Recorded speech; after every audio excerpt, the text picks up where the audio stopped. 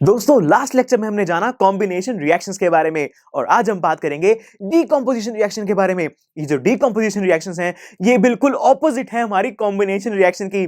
जी हाँ friends, decomposition reactions के अंदर हम एक केमिकल को सिंगल केमिकल को ब्रेक डाउन करके उससे टू या फिर टू से ज्यादा केमिकल्स बना लेते हैं। लेकिन आखिर हम एक केमिकल को ब्रेक डाउन कैसे करेंगे? आइए इसे समझने के लिए मैं आपको कुछ एग्जांपल दिखाता हूं।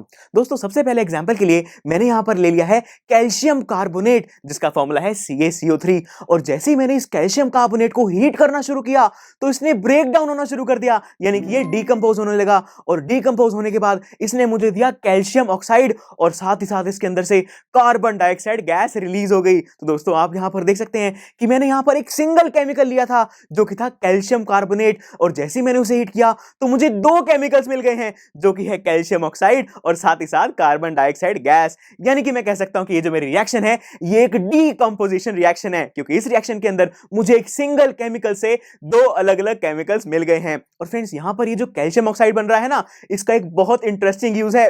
जी हां दोस्तों, इस कैल्शियम ऑक्साइड को सीमेंट इंडस्ट्री के अंदर यूज किया जाता है। तो फ्रेंड्स इस रिएक्शन से हमें ये तो समझ आ गया कि हम किसी केमिकल को हीट करके उसे डीकंपोज कर सकते हैं। तो आइए एक और केमिकल को इसी तरीके से डीकंपोज करके देखते हैं कि क्या होता है। सो फ्रेंड्स इस बार मैंने लिया यहां पर फेरस सल्फेट यानी कि FeSO4। और ये जो फेरस सल्फेट है ये इनिशियली ग्रीन कलर का होता है, लेकिन जैसे ही मैंने इसे हीट करना शुरू किया इसका कलर चेंज होकर ब्राउन हो गया।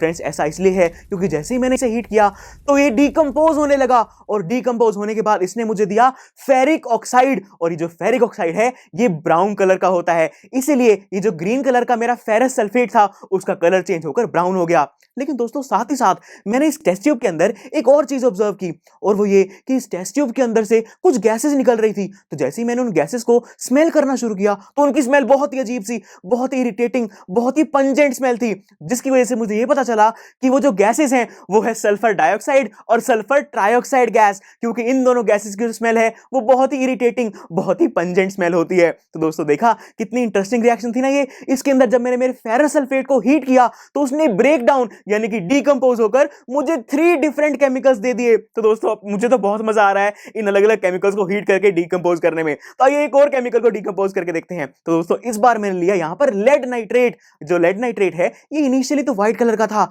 लेकिन जैसे ही मैंने इसे हीट करना स्टार्ट किया तो इसका कलर चेंज होकर येलो हो गया। और ऐसा इसलिए क्योंकि मेरा लेड नाइट्रेट भी डीकंपोज होने लगा, और डीकंपोज होने के बाद इसने मुझे दिया लेड ऑक्साइड। और ये जो लेड ऑक्साइड है ये येलो कलर का होता है।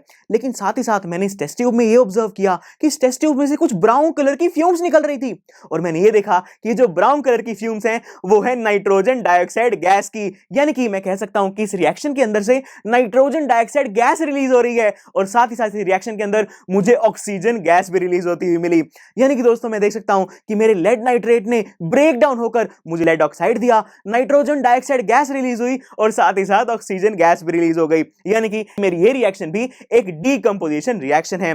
तो दोस्तों आपने अब तक ये ऑब्जर्व किया होगा कि हम सभी रिएक्शंस के अंदर हीट की फॉर्म में एनर्जी सप्लाई कर रहे हैं इस रिएक्शन को परफॉर्म करने के लिए। यानी कि दोस्तों मैं ये कह सकता हूं कि किसी भी डीकंपोजिशन रिएक्शन को परफॉर्म करने के लिए मुझे उसके अंदर एनर्जी सप्लाई करनी पड़ती है। और दोस्तों ऐसी केमिकल रिएक्शंस जिसके अंदर हमें एनर्जी सप्लाई करने पड़े उन्हें कहा जाता है एंडोथर्मिक रिएक्शंस। यहां पर जो एंडो है इसका मतलब होता है एंट्री, और जो यहां पर थर्म है इसका मतलब है हीट यानी कि एनर्जी। इसका मतलब दोस्तों ऐसी केमिकल रिएक्शंस जिनके अंदर हीट की एंट्री हो रही हो यानी कि एनर्जी हमें सप्लाई करनी पड़े, ऐसी केमिकल रिएक्शंस को ही एंडोथर्मिक रिएक्शंस कहा जाता है।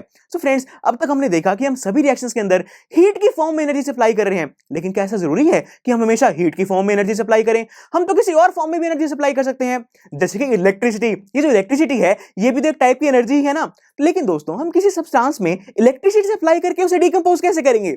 आइए इसे समझने के लिए एक बहुत ही मजेदार एक्टिविटी परफॉर्म करते हैं। सो फ्रेंड्स मैंने इस एक्टिविटी के अंदर एक जार लिया और उस जार के अंदर दो टेस्ट ट्यूब्स को इन्वर्ट करके यानी कि उल्टा करके कुछ इस तरीके से लगा दिया। इसके बाद मैंने इन दोनों ही टेस्ट ट्यूब्स के अंदर वाटर फिल कर दिया। लेकिन फ्रेंड्स ये कोई ऐसा बैठा वाटर नहीं है, ये है एसिडिफाइड वाटर, यानी कि मैंने वाटर के अंदर थोड़ा सा एसिड डाल दिया है। और ऐसा इसलिए है क्योंकि मैं इस वाटर के अंदर से इलेक्ट्रिसिटी पास करवाना चाहता हूं, राइट। लेकिन दोस्तों जो हमारा प्योर वाटर होता है वो तो इलेक्ट्रिसिटी कंडक्ट करता ही नहीं, इसलिए मैंने इसके अंदर थोड़ा सा एसिड डाल दिया है। और अब मैं चाहता हूं कि मैं इसमें से इलेक्ट्रिसिटी पास करवाऊं, तो ऐसा करने के लिए मैंने इन दोनों ही टेस्ट ट्यूब्स के अंदर एक एक रॉड डाल दिया और उन दोनों ही रॉड्स को एक बैटरी से कनेक्ट किया। और जैसे ही मैंने किया तो मैंने एक बहुत ही इंटरेस्टिंग चीज ऑब्जर्व की, और वो ये कि इन दोनों ही रॉड्स के ऊपर छोटे छोटे गैसेस के बबल्स आने लगे, और ये जो गैसेस हैं ये टेस्ट ट्यूब्स के ऊपर वाले पार्ट में कलेक्ट होने लग गई। और मैंने ये भी देखा कि जो मेरी दोनों टेस्ट ट्यूब्स हैं उनमें equal amount of gases collect नहीं हो रही। एक टेस्ट ट्यूब के अंदर तो बहुत थोड़ी सी गैस है, जबकि दूसरी टेस्ट ट्यूब के अंदर काफी ज्यादा गैस कलेक्ट हो गई है, ऑलमोस्ट डबल है उस गैस से जो कि दूसरी टेस्ट ट्यूब में कलेक्ट हो रही है। सो फ्रेंड्स, आखिर यहां पर कौन सी गैसेस कलेक्ट हुई, और ऐसा क्यों है कि एक गैस डबल है जबकि दूसरी गैस उससे सिर्फ हाफ क्वांटिटी में ही बन पा रही है? आइए मैं बताता हूं। सो फ्रेंड्स, यहां पर हुआ ये कि जब मैंने वाटर के अंदर एसिड डालकर उसके अंदर से इलेक्ट्रिसिटी को कंडक्ट करवाया तो मेरा वाटर ब्रेक डाउन यानी कि डीकंपोज होने लगा, और डीकंपोज होने के बाद उसने मुझे दिया हाइड्रोजन गैस और साथ ही साथ ऑक्सीजन गैस। यानी कि दोस्तों, मुझे ये तो पता चल गया कि ये जो दो गैसेस हैं वो है हाइड्रोजन और ऑक्सीजन गैसेस। लेकिन फ्रेंड्स, ऐसा क्यों है कि यहां पर एक गैस डबल अमाउंट में प्रोड्यूस हो रही है जबकि दूसरी गैस उससे हाफ अमाउंट में?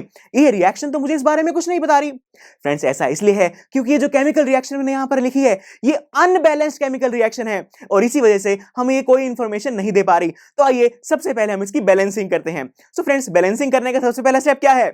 राइट, बैलेंसिंग करने का सबसे पहला स्टेप ये है कि हम ये देखते हैं कि हमारे रिएक्टेंट्स और प्रोडक्ट्स के अंदर कौन कौन से एलिमेंट्स प्रेजेंट हैं और हर एलिमेंट के कितने एटम्स हैं। सो फ्रेंड्स, मैं यहां पर देख सकता हूं कि जो मेरे रिएक्टेंट्स हैं उनके अंदर हाइड्रोजन और ऑक्सीजन एटम्स प्रेजेंट हैं, और बिल्कुल इसी तरीके से मेरे प्रोडक्ट्स के अंदर भी हाइड्रोजन और ऑक्सीजन ही है। तो चलिए आइए अब एक एक करके काउंट करते हैं कि हमारे हाइड्रोजन और ऑक्सीजन के कितने कितने एटम्स हैं हमारे रिएक्टेंट्स और प्रोडक्ट्स के अंदर। सो फ्रेंड्स, मैं यहां पर देख सकता हूं कि जो मेरा हाइड्रोजन एटम्स हैं वो मेरे रिएक्टेंट साइड्स पर कितने हैं?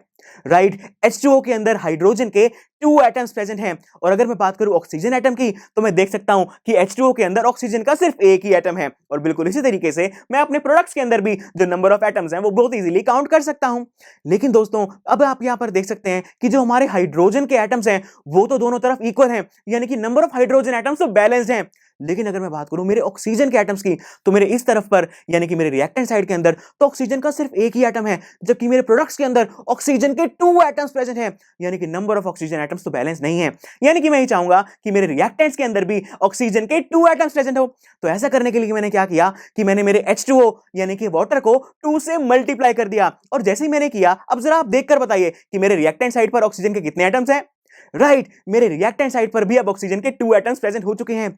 लेकिन दोस्तों, जैसे ही मैंने H2O को 2 से मल्टीप्लाई कर दिया तो यहां पर नंबर ऑफ हाइड्रोजन एटम भी तो चेंज हो गए ना। राइट फ्रेंड्स, क्योंकि ये जो 2 है ये तो हाइड्रोजन के साथ भी मल्टीप्लाई हो रहा है। तो जरा आप कैलकुलेट करके बताइए मेरे रिएक्टेंट साइड पर हाइड्रोजन के कितने एटम्स हैं? हाँ, रिएक्टेंट साइड पर अब मेरे पास हाइड्रोजन के 4 एटम्स प्रेजेंट हैं। लेकिन दोस्तों, प्रोडक्ट साइड पर तो अभी भी मेरे पास हाइड्रोजन के 2 ही एटम्स हैं, यानी कि मैं चाहूंगा कि मेरे प्रोडक्ट साइड पर भी अब हाइड्रोजन के 4 एटम्स हो जाएं। तो ऐसा करने के लिए मैंने मेरे H2 को 2 से मल्टीप्लाई कर दिया, और जैसे ही मैंने किया तो अब आप देखकर बताइए मेरे प्रोडक्ट साइड पर कितने हाइड्रोजन के एटम्स हो गए हैं। राइट, अब मेरे प्रोडक्ट साइड पर भी हाइड्रोजन के 4 एटम्स हो चुके हैं, यानी कि मैं कह सकता हूं कि जो मेरी केमिकल रिएक्शन है वो कंप्लीटली बैलेंस हो चुकी है। और दोस्तों, इस रिएक्शन को एनालाइज करके अब मैं ये कह सकता हूं कि जब मेरे 2 molecules of water break down यानी कि डीकंपोज होते हैं तो वो मुझे 2 मॉलिक्यूल्स ऑफ हाइड्रोजन गैस देते हैं, लेकिन सिर्फ 1 मॉलिक्यूल ऑफ ऑक्सीजन गैस देते हैं।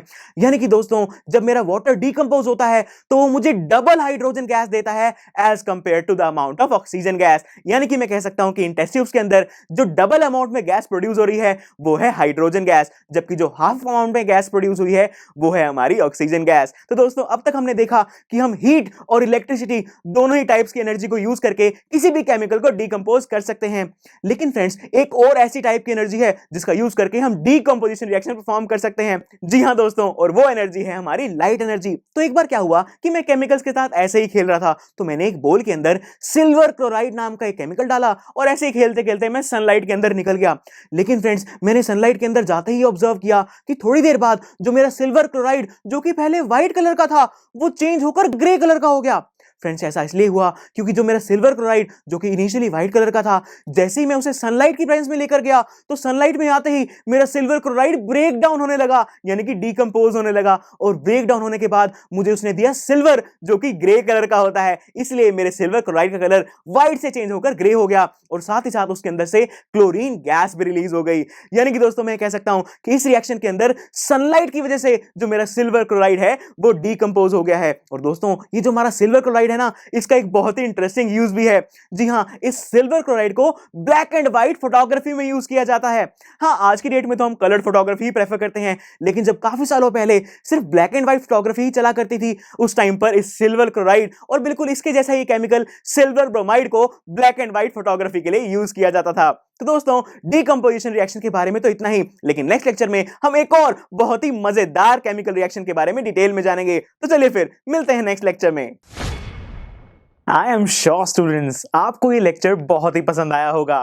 तो अगर आप अपने हर कंसेप्ट को इतने ही मजेदार और इंटरेस्टिंग तरीके से क्लियर करना चाहते हैं, तो डाउनलोड कीजिए हमारी PuStack ऐप, जहां पर आपके लिए और भी बहुत सारे ऑप्शंस अवेलेबल हैं, जैसे कि sample papers, back exercise solutions, written answers and much more. So what are you waiting for? Download the app now.